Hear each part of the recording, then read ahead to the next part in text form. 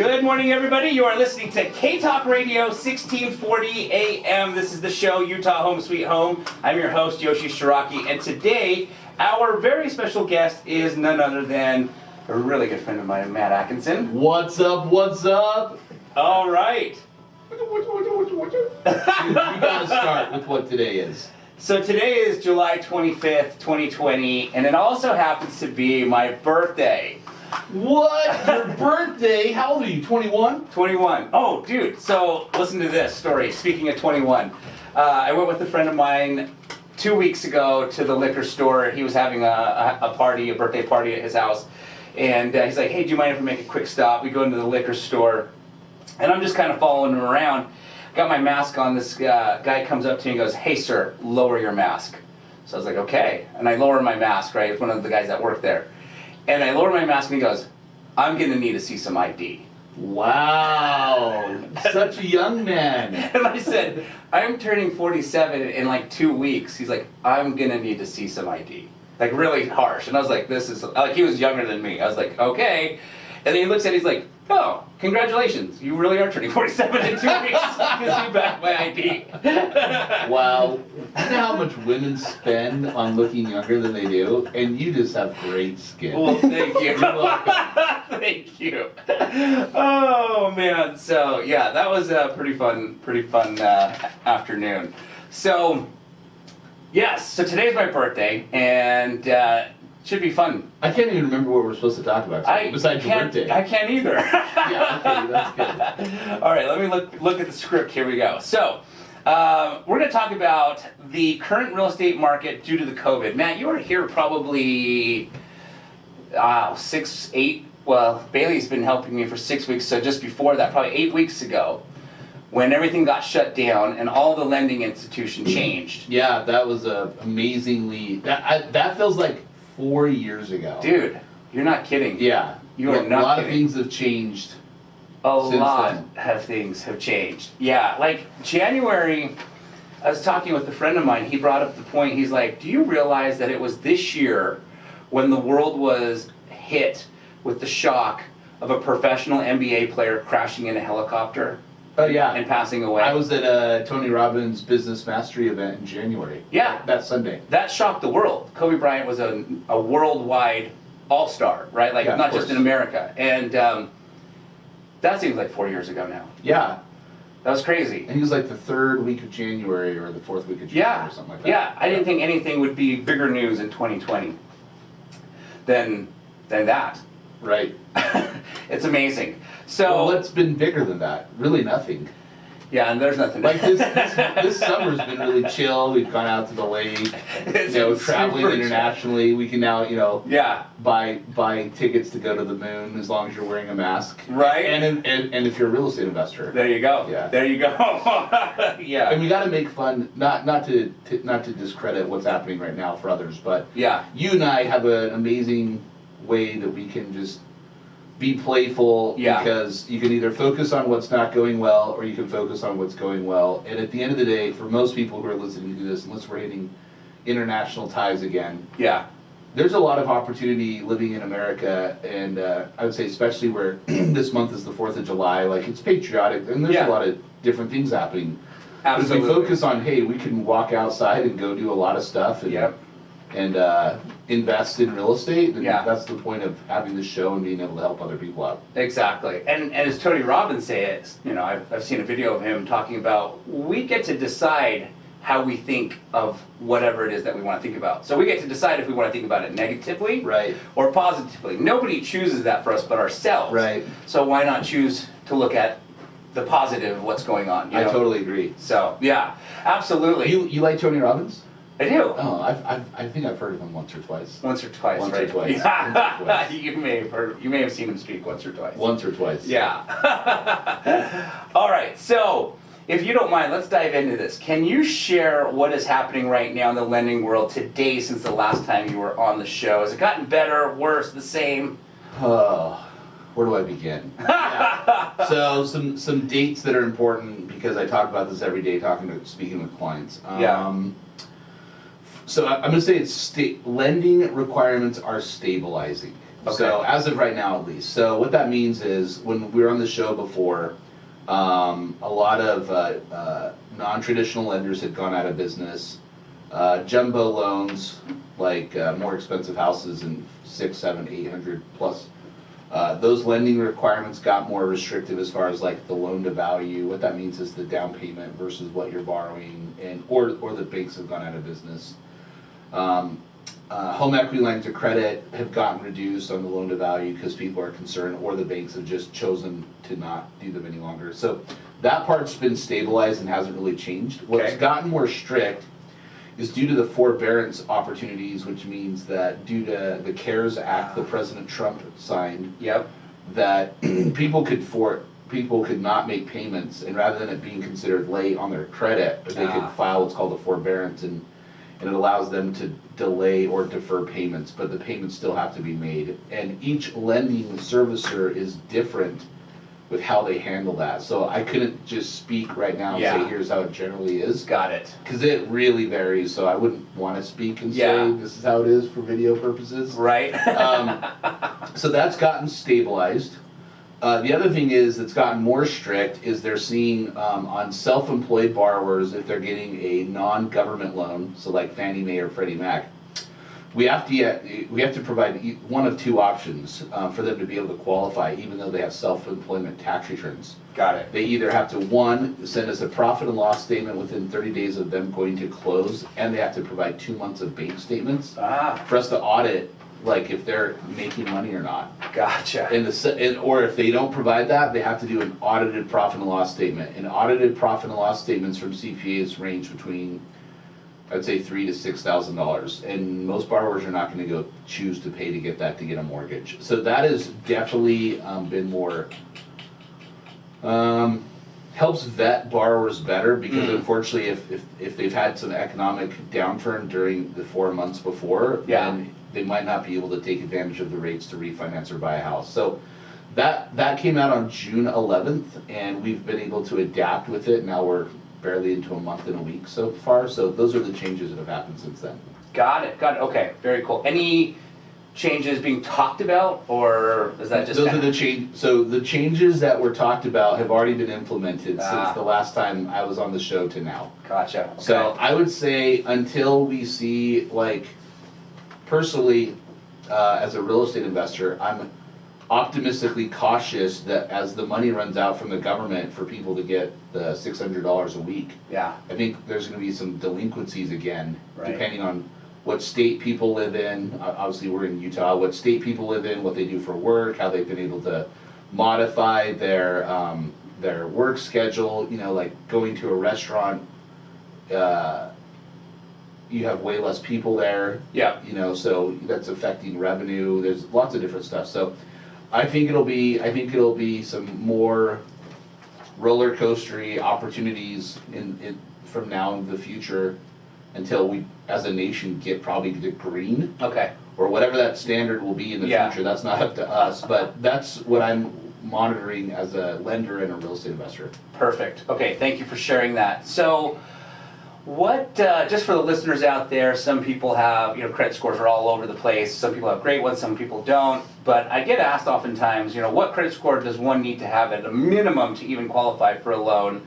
And how do credit scores actually affect interest rates? Do you mind explaining that a little bit? And I'm going to try and see if I can figure out this phone while you're doing that. Yeah, you bet. So the comment I would say is you want as high as credit score as possible, right? Yeah. So you have 3 different credit scores that you take the average of the 3. You don't take the 3, add them together, and divide it by 3. You just take the average of the 3. So if you had like a 645, 678, and a 690, in that scenario, you take the average as a 678.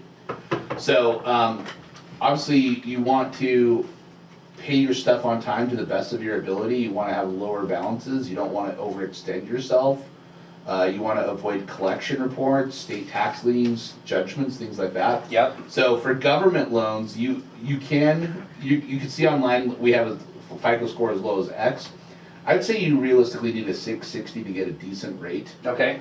Now rates right now, as of yesterday, like you could get a conventional loan at like 2.75. That's amazing. On a 30-year fix. On a 15-year, you get like 2.25 or 2.375. Wow. That's just cheap, or very economical money. Right? Yeah, so no kidding. They're obviously benefiting the people who are more have better credit worthiness. Yep. So those are some things you can do to increase your credit. Very cool. Very cool. Okay. Awesome. And then let's see, what requirements have changed due to so much job loss these days due to COVID? I remember you telling me once that you're now having to like 2 weeks prior verify employment still. We have 2 days. 2 days. 3 days. We have 3 days. we have to get what's called a verbal verification of employment within the 3 days of funding. So which makes sense. The lenders want to make sure that homeowners are not buying a house and losing their job within 1 or 2 days and lose, right? Right. So that is important. Yes. Because we want to put people in good positions to succeed, not positions to fail. Yep. And I don't think that's hey, they're trying to be more strict. They're literally just trying to protect themselves. Absolutely. There was a guest here, I don't remember when, quite a while back. They were sharing how somebody they knew purchased a home, everything closed, and then like literally 2 days after they got laid off, Right. due to COVID. And what happened? I don't know. I mean, that just had happened. When did this happen? This was like a few weeks ago. So we should see if we can buy their house. Yeah. No, I'm not joking. Like Sure. not to discredit it. Yeah. But we don't want people to go delinquent and default. Yeah. Because then their credit will just go down. Yeah. So life happens, and that's the good part about real estate investing is you're in the problem solving business. Right. It might be easier for you to buy the property with seller financing, just taking over the mortgage and giving them some money. Yeah. Versus them trying to sell it normal and have a loss for real estate commissions and closing and et cetera, et cetera. So. Yep. Yeah, that's those are just different things to take into consideration as investors. Perfect. Okay, very cool. So now I'm going to try something we've never tried before. Alan Larson. Walker. Sorry, I was looking at Larson. 801-867-2345. Oh, okay. So we're going to try and make a phone call here. So bear with me. I've never made a phone call. So not sure this is even going to work. And we're all about trying new things, especially in 2020. Yeah, exactly. I feel like this good-looking guy holding the camera. He's interested too. About real estate investing. Okay, so let's see. So while Yoshi's calling is because we want to be able to, people ask questions throughout the week, and we think that as we ask questions or find out from other people's information, then we can see to help them up, right? So as we help other investors Alan out, Larson, Walker. as we help other investors out, then we can How are you, buddy? how to help other people out too. Good. Okay, hold on. I'm experimenting here. Can you say something, Alan? No, just hello. Okay, there you are. You're online. You're live on radio. Are you listening to yourself? Live on radio. I'm not Yes. listening to myself right now because there'd be an echo. Okay. Oh, good. All right. So yeah, I didn't know if I was going to be able to figure that out, Alan. So it was very. So Yoshi, can I I'm really share? proud of you, Yoshi. Thank you. Can I share why he wanted to jump on the show? Yeah. So I don't know. So I made this phone call not knowing why I'm making this phone call. So Matt, yes. Yeah, please. you bet. Oh, wow, So mystery. all of us serve on the Utah Valley Real Estate Investors Association. Yes. And that is an organization here in Utah that we help brand new people who want to invest to real estate there's some pretty seasoned, experienced individuals. And Yoshi's currently the vice president, will become the president next year. I'm currently the president. Alan serves as the secretary. And Alan did an outstanding job just this last week talking about statistics from 2019 to 2020, which I thought was very impactful. And I thought, knowing that the topics that you wanted to share for the month of July, he could just give a couple stats off the top of his head of what's different from last year to now. Oh yeah. So that was then very cool. we can get, because he's an active agent similar to you. Yeah. But I would say he focuses more on agency work. You focus more on your good looks. So obviously we can tell for both Alan and yourself. So Alan, if you wanted to share a couple statistics you thought was really helpful in the Wasatch Front, please. Yeah, absolutely. So one of the biggest things that we're struggling with right now as a market is inventory. We've got a lot less inventory on the market and just as many buyers as we've had in the past. We're down anywhere from, depending on the county you're in between 15 and 20% in terms of number of homes being listed right now compared to this time last year. And so what I'm seeing is prices are going up quite a bit. We've had amazing appreciation over the last year, but also over the last 5 years.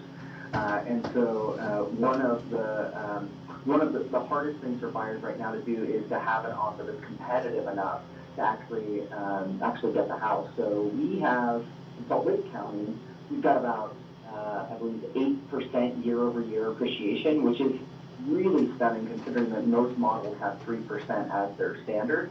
And in Utah County, we're about 7.2%. So our median home price is going up, and really the demand for homes hasn't stopped. I think that with COVID and all of the stuff that's happening around that, some sellers are just waiting a year, you know, if they don't need to move out. It's just something they want to do. Maybe they're going to have another kid, but they don't have that kid yet. They're waiting a little bit longer, but I'm still seeing a huge amount of demand in the market right now. That's awesome. Yeah, so can I share a comment with that I thought was helpful? Both Yoshi and I were investing during the last economic correction, I'll call it, or cycle, in 2008. And if you were investing primarily in the Midwest, right, Yoshi, back then?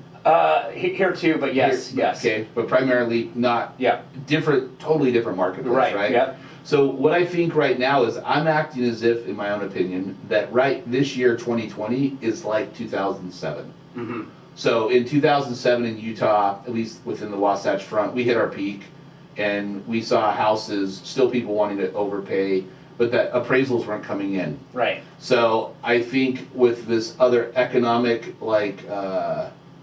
financial scenarios that we got going on due to COVID, unemployment, the CARES Act funds coming out, dude, I really wonder what type of scenario we'd be in if we didn't have all the PPP money for a lot of people that are self-employed. Yeah, no kidding. So there's a lot of different things that, because someone drafted bills and made decisions it's benefited a lot of people. It hasn't obviously taken care of everyone, and I think being able to take care of everyone is challenging, but you do the best you can with what the group is. So I thought Alan's stats, I didn't remember that it was 8% the last 5 years for Salt Lake County and 7.2 for Utah County, but just be prepared that we could still go up, we could stabilize, or we could start going down. And that's the cool thing about just different cycles as real estate investors is it's all a cycle. Yeah, exactly. And then it just depends on how you make money. Go ahead, Alan. Oh, one of the things that I have found interesting, so every week I put out stats on what's happening in the market, and one of the things that I am still seeing is I'm still seeing price drops when sellers are putting their house on the market too high. And so that is, as well as some appraisals coming in low for sure, but I think there's still some sanity in it. Because I don't think I'd see these price drops if not. Now, a lot of times that's just because they're not working with a top-notch agent that actually knows how to price the market. But, you know, maybe 2018 was a year when we felt like sellers were putting things on the market for anything and getting it. I don't see that same behavior happening right now, which is, I think, a good thing. And to Matt's point, I mean, no one knows. There's 3 directions we can go at any moment. What are those 3 directions? We go up, we go down. Well, we could keep going up in price, we could go down in price, and we could stabilize in price. That sounds like relationships I have with all my friends during COVID. is if you think about it real quick, but check this out though. The relationships that we're having with people have either gotten stronger, like legitimately, because you make the effort to see each other, communicate with each other. It's stayed the same, which really is not staying the same, because either your relationships with people during this 2020 is either gotten stronger or gotten weaker, right? Mm-hmm. And that's the cool thing why we're chatting on this call for a minute, just to have you call in, or us call you, because we're going to have people calling in the future, because we know at least you're going to share, is you're giving good information about real estate investing that, hey, you're right, it is either going to go up or go down. It's less likely to stabilize because there's just so many other economic situations going on, like the banks, unemployment and working remotely. There's just a lot of jobs that people cannot work remotely. That skill set is not created yet. So I think that's important for us to take into consideration for real estate investing. I agree. Awesome. Yeah, excellent. Alan, thank you. Thank you for sharing, Alan. Absolutely, I'm yeah. glad that you jumped out of bed and were able to brush your teeth this morning, so you can go and do your open houses. Are you in bed still or out of bed? I am happily out of bed. Awesome. I will not comment on brushing my teeth or not. All right, cool. Okay. Well, we're glad this is getting streamed, so then we can make sure we edit that for promotional videos in the future, okay? Yes. Awesome, Alan. Have a great Thanks, day. Alan. I appreciate it, buddy. Take care. See ya. Bye-bye. Bye. All right. So I'm actually pretty pleased that I was able to figure that out. I've never made a phone call. Of course you are, dude. So can I share something Cordero. with what he just said? Yeah, with please. both of you? Yeah. So you and I went to Kansas City. In November. What year was Well, that? 7 years ago? Oh, for the We went to go look All-Star at a game? bunch of your houses. Yeah. Oh yeah. Probably yeah. 2000 I went for the Patriots. Say 5 or Chiefs. 6 years ago, right? So Yes. you and Yoshi and I went to Kansas City to go look at his portfolio about 5 or 6 years ago, and real estate there is way different than here. Completely different. And you have a much larger experience than I do investing in other states. So if people lived in Utah and were looking to go to other states, what would you suggest that they should do based on your experience right now? Yeah, so you've really got to understand the market to know where you want to go if it's outside of Utah. And the reason why people go outside of a market that they live in is affordability, right? When I started investing in Kansas City, it's because I was living in New York City at the time. New York City was so expensive, and still is, that the real estate investment associations out there promoted investing outside of the market we lived in, which was New York City. They would say go invest in Buffalo, New York, upstate New York, Pennsylvania, Ohio, Kansas City. I mean, they were promoting outside where the real estate was significantly cheaper. You know, a lot of people went to Detroit and got killed there because their whole economy just tanked. You got to be very conscientious of what's the economy that drives a particular city. Is there population decrease, increase?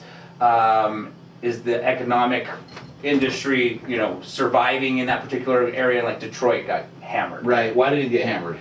Their economy basically was automotive. Right. And so it just tanked during that recession. So if you're going to pick a market that you don't live in because of affordability, if you can afford Salt Lake, we're still affordable. We made the top 25, I don't know if I ever told you this statistic, but 2019 in the National Association of Realtors magazine or newsletter, I can't remember if I read it in a magazine or read it online, but Salt Lake City made the top 25 list for the first time in history of the most unaffordable markets in America. Unaffordable? Unaffordable to buy a house, yes. Unaffordable. Unaffordable to buy a house, yeah. So here's what's cool, is out of the most unaffordable cities in America, we're in last place in the top 25. So we're still hypothetically affordable, although we've made the unaffordable list for the first time in history, right? So if you can invest in Salt Lake, or in the Salt Lake area. Before it gets more unaffordable. Before it gets more unaffordable, exactly. That's exactly where I was going. Then there's a big opportunity for you to stay here, invest in your local market. If you're going to go outside your market, it takes a lot of research to figure out where you potentially want. Mentors could be a good thing, you know, if you have a mentor that lives, let's say, in Phoenix or wherever, you know, outside of Utah, or you have a family friend or someone who can help you. That's obviously that you can trust. That's the key word. You know, when I invested in Kansas City, I knew nobody there. So I had to build a power team while living in New York City. You got Mama Chu? Yeah, Mama Ray. Mama Ray. Yeah. Hey, guys, The oldest jazz act in Missouri. Missouri. Yeah. The oldest. So Is she in the Ozarks? I don't know. Have you seen the Ozarks? No, I don't know what that on is. Netflix? Oh. she got taken out in episode 7. Oh, okay. Yeah. Okay. So yeah, I would say definitely take a lot of time to do the due diligence on a particular market to understand that's where you want to go as far as investing, because there's going to be a lot of markets outside of Utah that are more affordable. It's just picking the one that you want, but researching it first. Right. Now, before we go to our commercial break, do you mind sharing an example of like a horror story that you've experienced investing in a different market And then what you would do different knowing what you know now, because that same philosophies are probably applicable here. Yeah. So I will go with the squatter story. Okay, so Is that a local beer brewery? Yes, Isn't it? yes, exactly. All right, so there good. was this local beer brewery that lived in one of my houses in Kansas City. Awesome. That's great that they have a lot of beer in that house. Yeah. So this particular squatter was basically living in one of my homes that we had purchased that we weren't renovating yet, but we're getting ready to renovate. And so my contractors showed up to the home day one of renovation, and sure enough, this guy's living in there. He's got a bed, he's got a sofa, got a table, just the bare necessities. Almost homeless. Probably homeless. He was living in my home though. So he had your home. Yeah, exactly. so he denied my contractors from going in. He's like, no, this is my house. What do you mean you're going to renovate my house? And so I get a call from my contractor saying, hey, you've got somebody here living here who claims this is, your house. And so they put the gentleman on, and he's like, hello? And I'm like, hey, how's it going? He's like, good. He's like, these contractors tell me this is your house, but this is my house. I just paid part of the taxes this year on it. I said, really? How much, just out of curiosity, how much did you pay? He goes, well, I paid $50 of the annual taxes. And I said, so is it your house now because you paid the taxes, or did you buy the house? No, I just paid $50 of the taxes, so I deserve to live here. It's like, oh, that's fantastic news. Great, thank you. So, of course, that didn't fly very well. We ended up contacting the local police department there. I think I had to send them, like, my warranty deed or something proving it was mine, and they basically went and kicked him out of the house. But that was probably, a 30-day. So that just didn't happen. That didn't just happen that day. Yeah, that was like, probably, wow, that was really fast. Like, yeah. Hey, hi, I paid $50. Yeah. And, oh, you're out the next day. Right. Okay. Contractors so it left that day. Took a 30-day process to exactly do it. Okay. Got in contact with the police department. My contractor was amazing. Mama Ray was amazing because she took care of all the paperwork that needed to be done. Oh, that's awesome. Yeah, and so she's like, I will take care of all of this for you. Don't worry. Just send me the warranty deed. I will give the police department what they need. So I didn't have to handle any of it, luckily, but 30 days later, the guy was moving out, and then we renovated the house. So, if you lived in the market, that can still happen, right? Absolutely. That can still happen especially here in Utah. downtown. Yeah, exactly. We had a guest on the show who said that he had to evict the squatter like 3 times because he kept moving back in. You got to get rid of the beer. Yeah, exactly. Yeah. And that was here, downtown Salt Lake City. Yeah. So yeah, that's probably a good nightmare story in that, it delayed us a month. Now we have this headache. We have this guy who's claiming it's his house. He felt that since he paid $50 of the annual taxes, that he deserved to live there. What was interesting is then he asked if he could, while we were doing this process, he had asked the contractor, hey, pretty smart of him. He's like, hey, do you think the owner would sell or finance me the house? Nice. Yeah. I was like really impressed that came from a guy who was homeless, right? He knew about seller financing. Right. So, of course, we didn't seller finance it to him. Well, he didn't come up with the terms that you were looking for. That's true. That's true. If I would have had a big down payment, maybe. Maybe. So maybe as we get ready for the commercial break, what are we going to be covering in the second half hour? Well, let's call Elizabeth first before the commercial break. Elizabeth. Yes. So let me get on the phone here. So while Yoshi calls Elizabeth, as you'll notice, is we are seeing that a lot of the more experienced people that we can get, the better the opportunities that you guys can learn from it, right? So Elizabeth Cordero is moved here from Mexico, a successful real estate agent. She actually was on a radio show a couple weeks ago that Yoshi, you should probably jump on with her. They did it in Spanish, so we had a translator, but it's amazing. She's come from house cleaning to home ownership, and she owns rental properties here in the Wasatch Front just in the last 6 years. And what's really cool is seeing other people's success as real estate, going from not knowing anything, they weren't born into it, to real estate investing, so then they can help you to build a lifestyle that you're looking for. So while Yoshi's calling Elizabeth. A couple things I think that's interesting that what we're doing right now to prepare for the fall. We're seeing the HVAC contractors are slammed due to the massive heat. We're seeing that sprinkler techs, if you have houses, rentals, flips, or your own houses, are charging a premium because a lot of them were not able to do work and now they're bogged down for landscaping.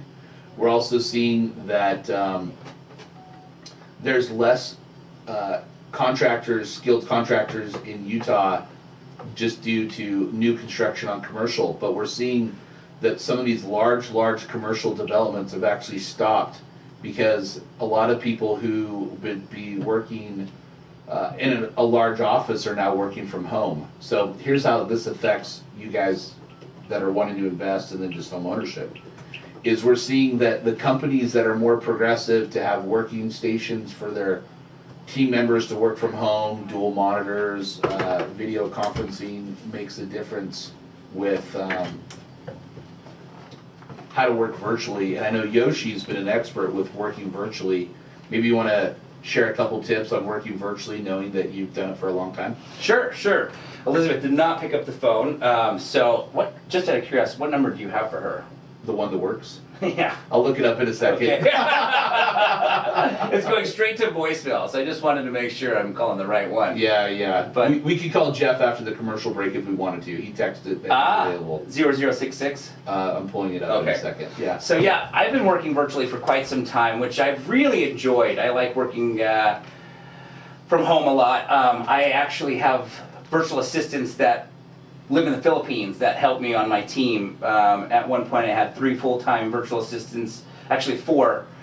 3 full-time, 1 part-time, 3 in the Philippines, 1 in India. If you think about major corporations, Delta, Sprint, Verizon, AT&T, when you call customer service of any of these companies, you usually get someone with a slight accent, and that's because they're like a Brooklyn accent? More like a Filipino accent. Oh, okay. Yeah. Got it. What's a Filipino accent? I can't even do it. What's a Brooklyn accent like? You lived in Brooklyn. I didn't live in Brooklyn, but I lived in New York City. I don't know. Sarah. Yeah. Sarah? Coffee. I'm not sure. I can't remember. Sorry, you got offended there that I said you lived in Brooklyn. You're like, I did not live in Brooklyn. No, I mean, I'm not. No, I love Brooklyn. Yeah. I used to box in Brooklyn. Yeah. That's where I used to box. You're a Brooklyn boxer. Yeah. So what's really cool is I have these virtual assistants, just like I basically duplicated what the big companies did. They have virtual assistants in the Philippines, in India, and here's something interesting. If you've ever thought about hiring a virtual assistant, Filipinos tend to have the cleanest accent of these companies outside of countries that already have English as their native language. When you look at a country that doesn't have English as their primary language, the Filipinos tend to have the cleanest English, which is why most major companies will hire virtual assistants from the Philippines. So duplication's key. A mentor always told me, don't reinvent anything, duplication's key. Everybody's hiring from the Philippines, Delta, Verizon, Sprint, right. Chase. I love it because I can recognize it. I just can't obviously say a Filipino accent, but I love when I call my Chase customer service. I know instantly they're based out of the Philippines, and I'll ask just because I'm curious, and I'll say, where are you located? And she goes, oh, we're in our headquarters here in the Philippines, and there was one virtual assistant that I talked to from Chase that was so amazing with customer service. I said, if you ever leave there, take my email down because I work with virtual assistants as well, and I'd love to hire you. Nice. So you can do a lot from home, virtually, basically. Whether you're from home, whether you're on the road. We have a couple of friends that travel a lot, but they're always working virtually from wherever they are on vacation. And so that's the beautiful thing about working virtually is right now with the technology that we have, we can get so much done without having to actually be in the office. Yeah, that's for sure. Yeah. True. So talking about working virtually, let's call Jeff. Okay. So a little bit about Jeff. Jeff Braylio's He was here last week. He was. Well, Yeah. He was so good, we thought we'd bring him back. Yeah. He He's was a real as estate personal attorney. as me. So Jeff was my college professor 20 years ago at the Utah Valley University. And he taught micro, macroeconomics, business law, English 1010 and 2010. And if you guys ever go to workshops that I teach, I'm actually teaching one on August 15th about how to flip properties from A to Z COVID style. It'll be an all-day workshop. But if you ever wonder why my grammar is the way, I'll just give all the credit to Jeff Braylio, because he was my college professor for both English 1010 and 2010. With that, as I'll take credit for anything. Jeff Braylio! Jeff, listen to that guy. Listen to that guy. You are live on air, my friend. I am live on AR. Yes. Good to be with you guys this morning.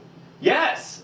Yes. Good to have you this morning. Say yes. Say yes. Yoshi. Say yes. Yeah, are you gonna do UPW virtual in November? You don't even have to go anywhere, and you can hang out with your dog, so there's no excuse. That's you true. can play with your kids too. Yeah, that's true. Are you done? Yeah. He's done. Good. So you got that commitment, Jeff? We just got him to say yes. Say yes. So here's the question why we wanted to have you on the call for today is we were talking about things that have changed due to COVID, but just more like a little larger versus simpler.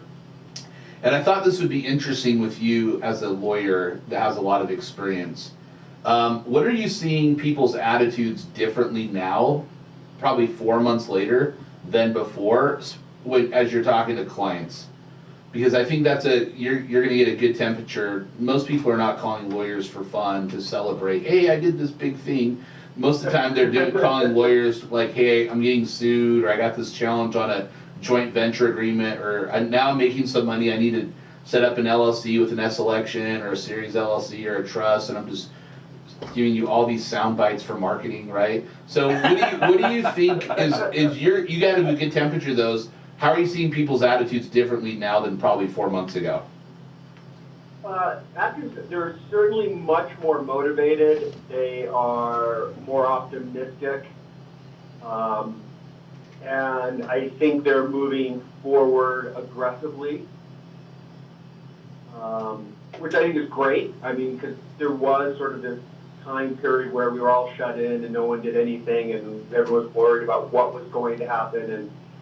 And as we came out of it, I think everyone was just so excited to get back to work and getting stuff done and doing deals and picking up projects. So it's been kind of off the chart, and a lot of forward progress. I worry that they're not necessarily really looking at the long term. Yeah. Because we saw this in 2007 and 8. It's like all the signs are there that something awful was coming, but the current market that you're living in and experiencing in this day and moment, you don't feel it or see it. And so you assume that it's not going to happen because today it's not happening. People aren't seeing the mass layoffs or the effects of people being laid off. Tenants still aren't being evicted. People's mortgages are still in forbearance. The PPP money and other government aid is all temporary. Much of it's ending in this week, and still undetermined what additional injections of cash there'll be. Yep. So, yeah, the current moment, I think there's a lot of motivation and a lot of excitement to do things. But yeah, I think I don't know if they're necessarily seeing the bigger picture. Cool. Can I add a couple things to that, Yoshi? Is that okay? Please. So, 4 months ago was literally March 21st was probably the first week after we went from what's coronavirus, and no one calls it that now. It's all COVID-19, right? Yeah. So if you think about it, so what's the coronavirus? Why did the Jazz player get sick? We were at a real estate investor meeting that Wednesday night, and we're like, oh man, not Dante. What's the guy's name? Rudy. Rudy Gobert. We're like, oh, Rudy Gobert has coronavirus, right? Yeah. What does that mean? Yeah. And then the next day they shut down the NBA. Yeah. And then I actually think Jeff and a couple other investors and I went to lunch that Saturday, and before they stopped and saying, hey, look, we're shutting down the United States, right? Yeah. So what I think is important right now, Jeff brought a good point, and I wrote this down.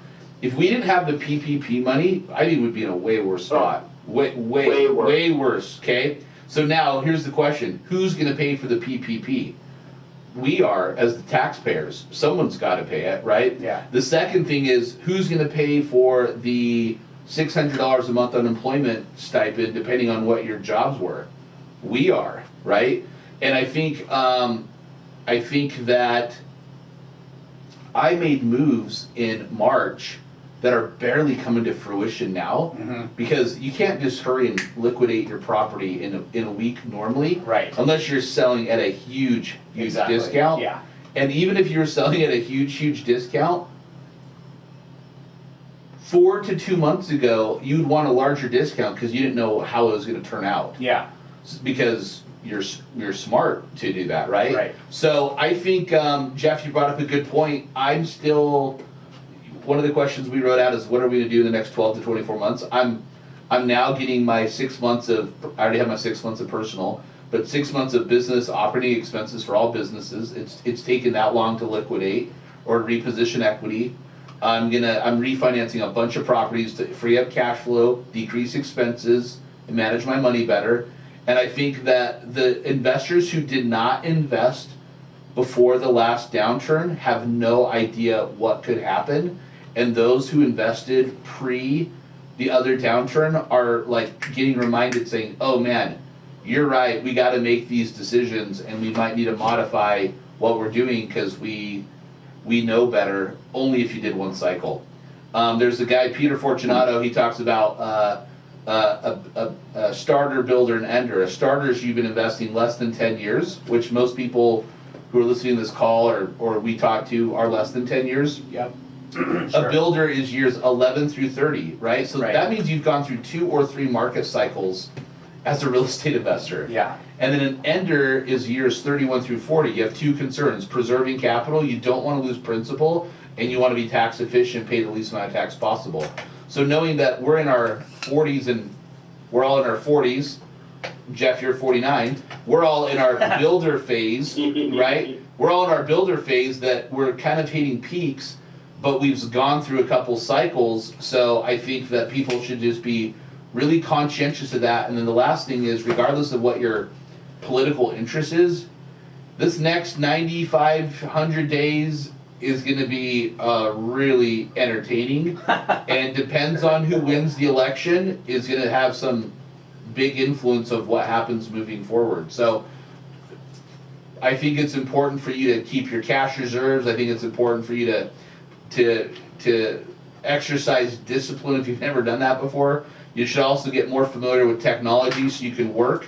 Those who weren't able to adapt and work remotely and still take on projects, literally their income went in half or they didn't make any money. What are your thoughts, Yoshi? I absolutely agree. Yeah. You know, one of the things that I love that you share at UV-RIA, actually you've shared it on the show, is you've got to have at least 6 months of reserves in your bank account for that crisis. Right. 6 months of reserves of living expenses, to be clear, for that crisis. So if you lost your job and PPP runs out and unemployment runs out, you can still survive for 6 months, you know, which is usually a good enough time to go find new employment. And so I think that's so smart, because I was chatting with a buddy of mine a couple days ago actually, and he was saying, you know, one thing that I recall from the last recession, he's huge on, you got an email from him by the way, so you'll know who I'm talking about, but he sent an email to the two of us. He bought $5,000 worth of food storage because he feels like this could be really tragic. Yeah. There's a book out there that he shared.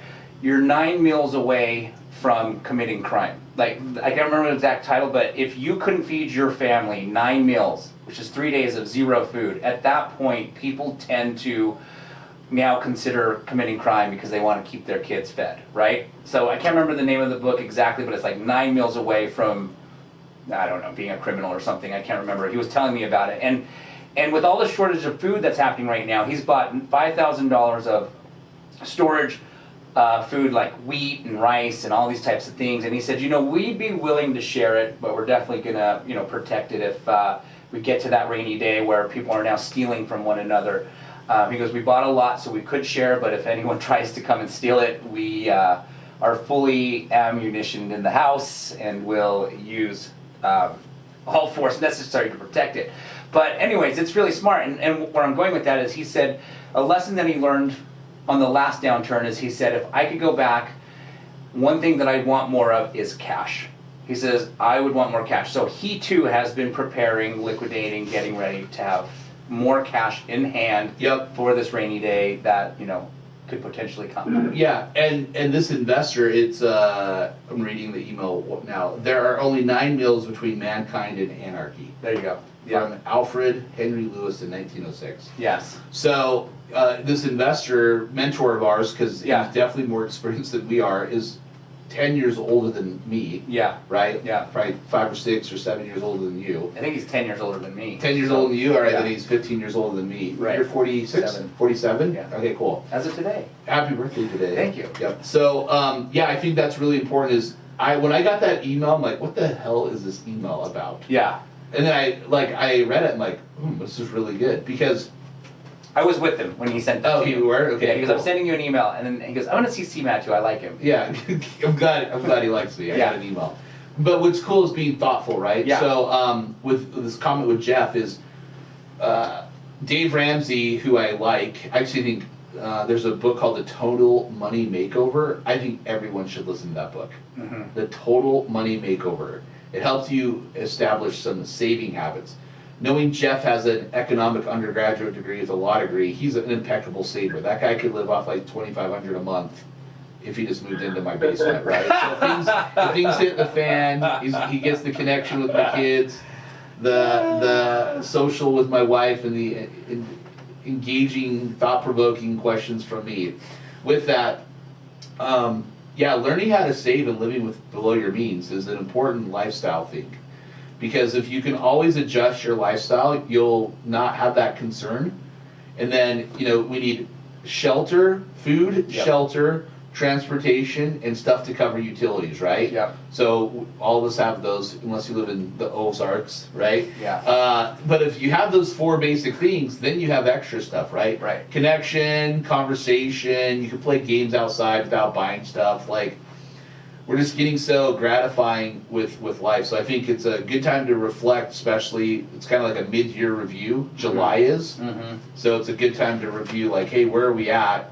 So that we can, keep progressing and getting the life that we're looking for. Exactly. Yep. And on with others, I don't know if it's in that email, but already food prices have started to go up, Right. because there's a food shortage. And Yeah.